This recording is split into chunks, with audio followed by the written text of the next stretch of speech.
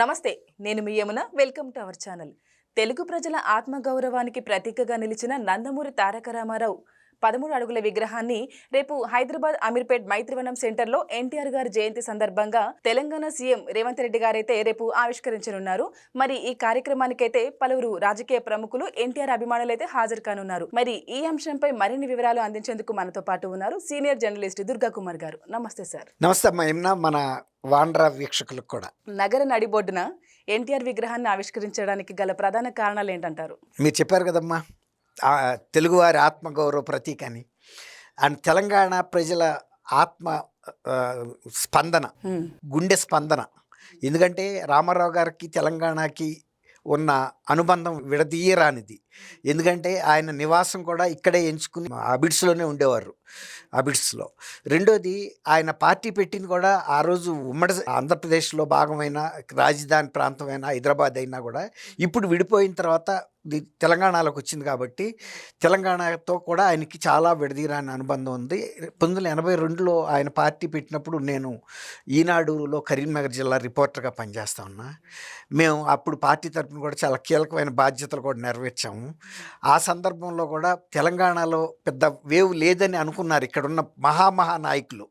అప్పుడు అంతకుముందు రాక అసలు కాంగ్రెస్ ఏతర ప్రభుత్వం అనేది లేదు. రామారావు గారు పెట్టింది కూడా అప్పటికి 7-8 నెలలు 9 నెలలే కాబట్టి అసలు ఈయన ఏమి ప్రభావం చూపగలుగుతాడు, ఒకవేళ ప్రభావం చూపగలిగితే కూడా అది కోస్తా ప్రాంతంలో చూపించగలడేమో, కానీ సినిమా ప్రభావం అధికంగా ఉండే ప్రాంతం కాబట్టి తెలంగాణలో ఆయన ప్రభావం అంతగా ఉండదు అని చాలామంది రాజకీయ పండితులు ఊహించారు, విశ్లేషించారు, అంచనా కూడా వేశారు. కానీ వాళ్ళ ఊహలకి అతీతంగా వాళ్ళ కాళ్ళ కింద భూమి కదిలినంతగా జరిగింది ఇక్కడ ప్రభావితం. తెలంగాణలో ప్రజల గుండె సప్పుడు రామారావు గారు వాళ్ళ గుండెల్లో పెట్టుకున్నారు. అసలు ఆ విధమైనటువంటి మెజారిటీ వస్తే కానీ అన్ని సీట్లు వస్తాయి అని కానీ ఎవరు ఊహించలే. అప్పుడు తెలంగాణ కరీంనగర్ జిల్లాలో నేను 13 స్థానాలు ఉండేవి. అందులో 7 స్థానాలు తెలుగుదేశం గెలిచింది. అందులో 3 స్థానాలు సంజయ్ విచార్ మంచికి ఇచ్చారు ఒక పొత్తులో భాగంగా. అప్పుడు కూడా 3 సీట్లు మాత్రమే ఇచ్చారు, కరీంనగర్, పెద్దపల్లి, మంతిని. కరీంనగర్, పెద్దపల్లి గెలిచింది కానీ ఒక్క మంత్రిలో మాత్రమే ఓడిపోయింది సంజయ్ విచార్ మంచి. అసలు సంజయ్ విచార్ మంచికి అసలు ఆంధ్రప్రదేశ్లో ఆ రోజున అంటే సంజయ్ విచార్ మంచి అంటే ఎవరిదంటే మేనకా గాంధీ. మీ బోటి వాళ్ళకి తెలియదు కదా ఈ తరం వాళ్ళకి.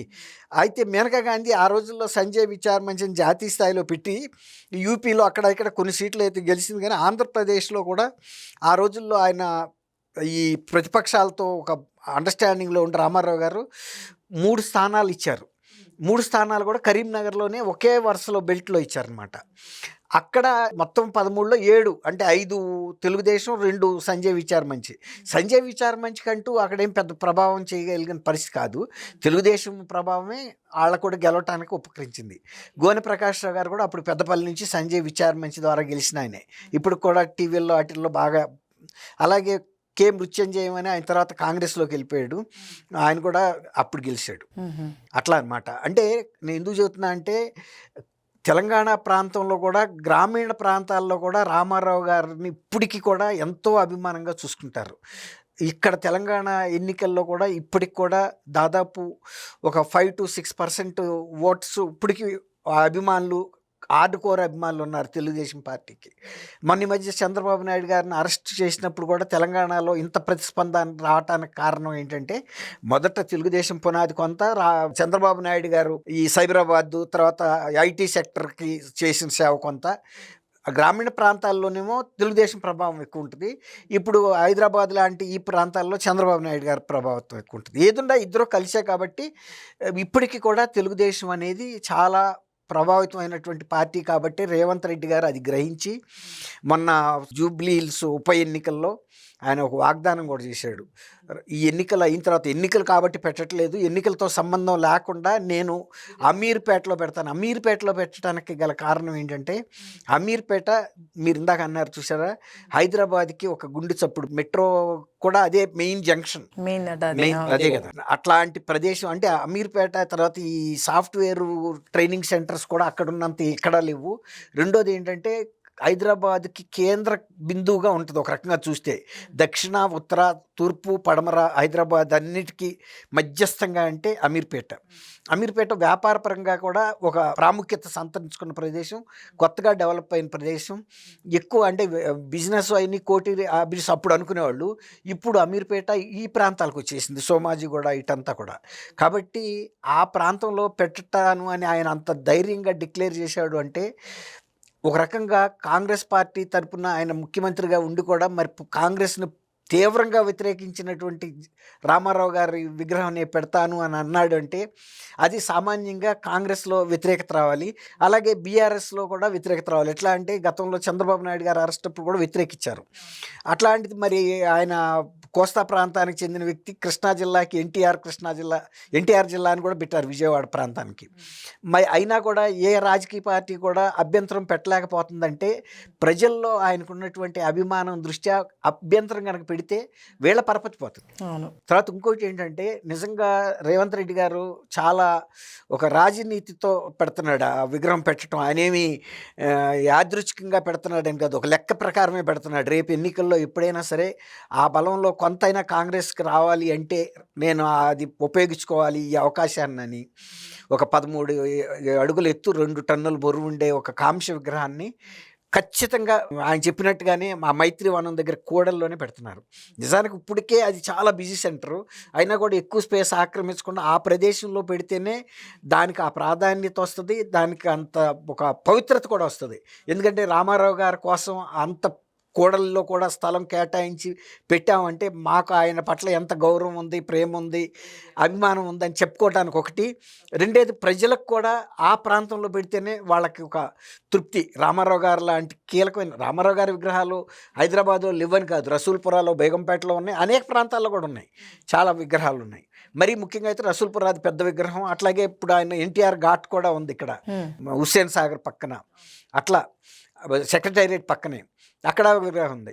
కానీ ఈ విగ్రహానికి ఒక ప్రాధాన్యత ఏంటంటే రాష్ట్ర విభజన జరిగిపోయిన 12 ఏళ్ల తర్వాత ఇప్పుడు మళ్ళీ తెలంగాణలో ఒక భావోద్వేగమైనటువంటి ఒక ఉద్యమం వచ్చి రాష్ట్రం విభజన అయిన తర్వాత కూడా రామారావు గారి స్థానం పదిలంగానే ఉంది ప్రజల్లోనూ, నాయకుల్లోనూ, అన్ని వర్గాల్లో అనేది ఒక ప్రూఫ్. ఇది ఒక రుజువు. అంటే ఒక మనిషి మీద ఉండే అభిమానాన్ని ప్రాంతీయ తత్వాలు కానీ, రాజకీయ విభేదాలు కానీ ఇంకా అవేవి కూడా మనుషుల్ని దూరం చేయలేవు, ఆత్మీయతని దూరం చేయలేవు అనేది ఒక భావోద్వేగమైనటువంటి ఒక ప్రకటనగా మనం చెప్పొచ్చు. నిజంగా ఆయన విగ్రహం 13 అడుగులది అక్కడ పెట్టడం అంటే ఎంత ఎత్తుందని కాదు, వాళ్ళు ఎంత ప్రాధాన్యత ఇచ్చారు, ఆయన్ని కోరుకున్నారు తెలంగాణ ప్రజలు, మరీ ముఖ్యంగా హైదరాబాద్లో అనేది చాలా రాజకీయ ప్రాధాన్యత కాదు, మనుషుల పట్ల అభిమానం, ప్రేమలో ఇవన్నీ కూడా చెక్కు చెదరవు. ఎన్ని రకాలైనటువంటి భేదాభిప్రాయాలు వచ్చినా, తాత్కాలికంగా భావోద్వేగాలు వచ్చినా చిరకాలం మాత్రం ఈ ప్రేమాభిమానాలు మాత్రం మనసులో ఉంటాయి. ఇంకోటి ఏంటంటే తెలంగాణలో ఉండే బీసీ వర్గాల్లో రాజకీయ ప్రాధాన్యత వచ్చిందంటే ఎన్టీ రామారావు గారు పెట్టిన తెలుగుదేశం పార్టీ మూలనే. అలాగే గ్రామాల్లో మీకు తెలియదు, ఆ రోజుల్లో నువ్వు సిరిసిల్ల పిల్లవైనా కూడా అప్పుడులో పోలీస్ పటేలు, పట్వారీ వ్యవస్థలు ఉండే, వాళ్ళిద్దరూ గ్రామాల మీద ఎంత పెత్తనం చలాయించేవాళ్ళు అంటే దొరలలాగా అనమాట. కానీ అటువంటి వ్యవస్థను తీసేయటం వలన తెలంగాణలో ఎక్కువ లాభం జరిగింది. అదే అక్కడ మున్సిపకరణం అంటారు ఆంధ్ర ప్రాంతాల్లో, వాళ్ళకి అంత పెద్ద పట్టు లేదు, కానీ ఇక్కడ మాత్రం ఉంది. ఆ ఒక రకంగా స్వతంత్రం వచ్చింది అంటే పటేళ్ళు, పట్వారీ వ్యవస్థను తీసిన తర్వాతే నిజంగా గ్రామాల్లో ఒక స్వేచ్ఛ అనేది వచ్చింది.